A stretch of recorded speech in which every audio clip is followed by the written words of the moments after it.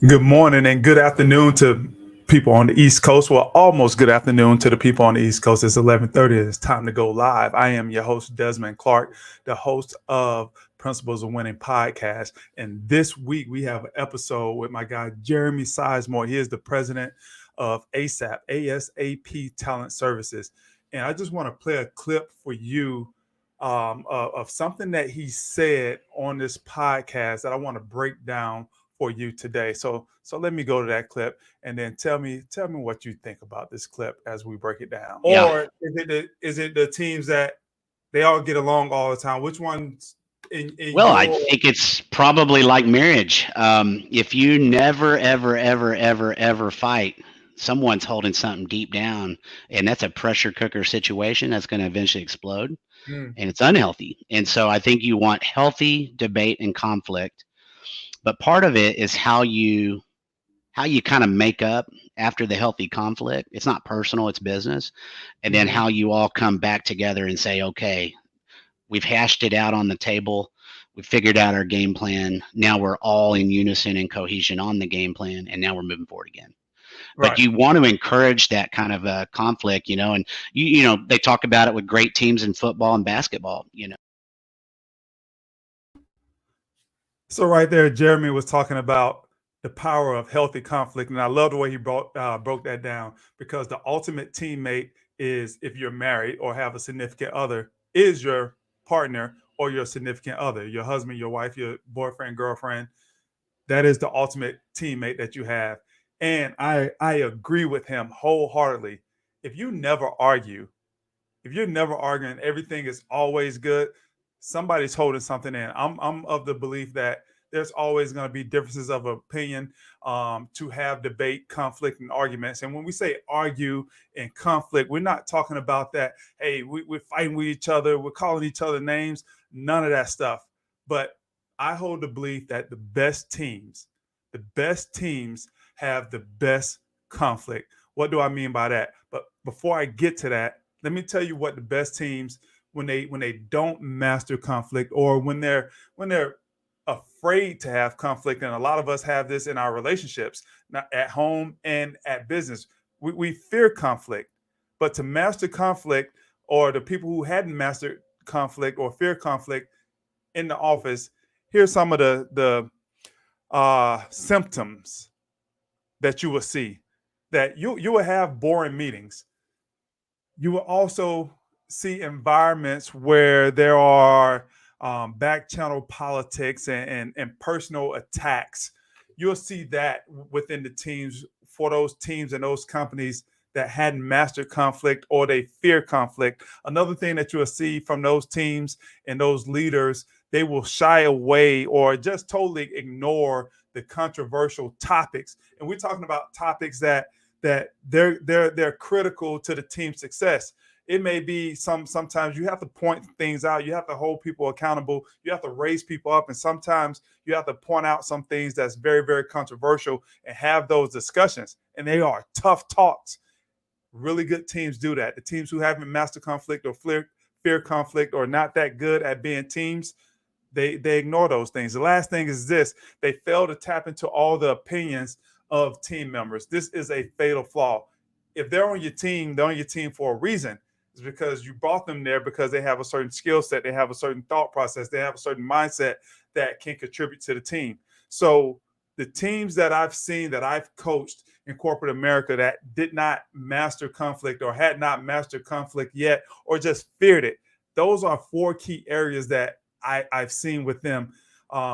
Boring meetings create an environment where back channel politics and personal attacks thrive, shy away or ignore controversial topics that are critical to team success. And the last one is just they fail to tap into all of the opinions of team members.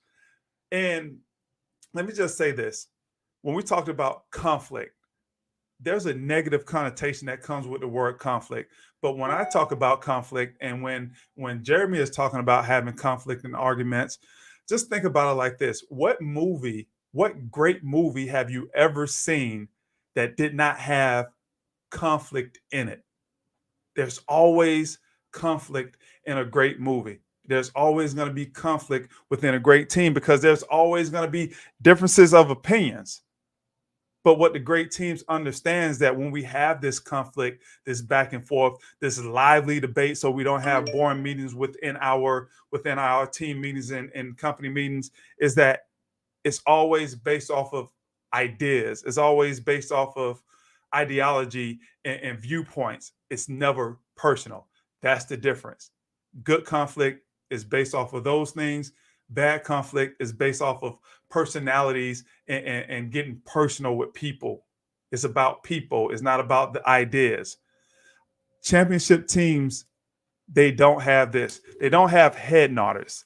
And what I mean by that, just people that just sit and agree.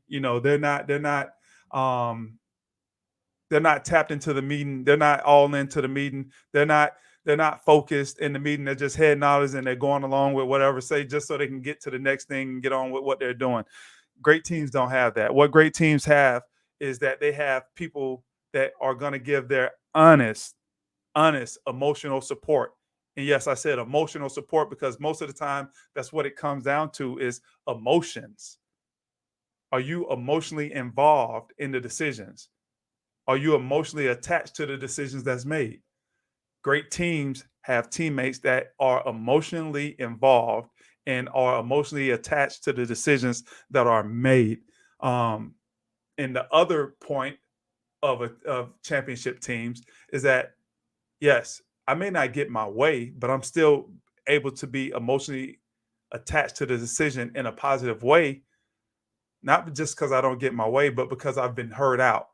They've somebody actually heard what I had to say. They may not disagree with it, and they gave points of, hey, this is why I don't disagree with your idea, not with you as a person. And if you are a good teammate and you have good teammates on the team, and if you're a leader and you're looking at the team that you're leading, good teams and good individuals on that team don't have to have their way to offer their emotional support to the decisions that's made. They just need to be heard out and then they can move forward. That's what I've seen with great teams that I've coached. The last point that I want to make here is that great teams, they avoid assumptions. They get it all out on the table. A great leader is going to ask for perspectives, insights, opinions from all of the team members. So emotionally, they are all feeling like, hey, we contributed. They gave their insights. And then they get clarity on how to move forward by not making any assumptions. Everything is on the table. Everybody's been heard. And now we can move forward. Now, let me go back and play that clip one more time. Yeah. Or is it the teams that they all get along all the time? Which ones in Well, I your think it's probably like marriage. If you never, ever, ever, ever, ever fight, someone's holding something deep down, and that's a pressure cooker situation that's going to eventually explode, mm, and it's unhealthy. And so I think you want healthy debate and conflict, but part of it is how you kind of make up after the healthy conflict. It's not personal, it's business. And then mhm, how you all come back together and say, okay, we've hashed it out on the table. We figured out our game plan. Now we're all in unison and cohesion on the game plan, and now we're moving forward again. But right. you want to encourage that kind of conflict, and they talk about it with great teams in football and basketball. The last point I'll make here, he talked about how you make up. And sometimes, listen, there's some lively debates, and it should be lively debates amongst you and your teammates. There should be some conflict. There should be some back and forth. There should be some disagreements. And sometimes egos may be bruised, but it's all about how you make up. And you can always make up if it wasn't personal. Even at home, when you have debates and arguments with your significant other, your husband or your wife, if it's not personal and it's all about the ideas and it's all about perspectives and trying to figure out which one is going to be the best to move forward, then it's easy to make up with your co-workers when you just disagree on ideas. So, man, I think that Jeremy hit it spot on, and he's talking about this a whole lot in his episode of Principles of Winning. It is a great episode. He drops a lot of insights about the recipe of business success. Jeremy is a great entrepreneur. He sold his company just recently to a bigger company, and now he's the president of a division of that company.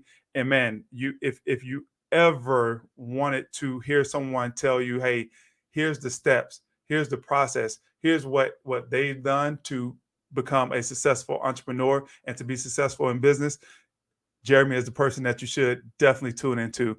That episode will be dropping just in a few minutes at 12 o'clock Eastern. And in here below, you can see all of the links to go and check out that episode.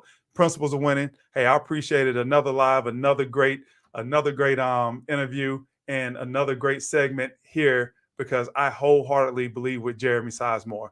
If you're going to be a great team, you have to have healthy debate, conflict, arguments. And like the title say, that means that iron is sharpening iron. And when iron sharpens iron, man, there's a lot of sparks that fly sometimes. But you know what? We all get sharper because of it. Go check out the episode, Principles of Winning. Every Wednesday at 12 p.m., we drop another episode with another great entrepreneur, entertainer, athlete, people who have had great success. And really quick, the Principles of Winning is all about this. We all want to win in life, and I believe that we all can. But I also believe that success is a choice, and there are no secrets to winning. There are only core disciplines, habits, principles that lead to success. Yes, some of us have it harder or easier than others. However, it rains on the rich and the poor, the just and the unjust, and the weak and the strong, all alike. Is up to you. It's up to you. It's up to us. It's up to us to rise above the clouds. There is a better view of success, a better view of winning up there. Principles of Winning is here to help you elevate. Check us out every Wednesday.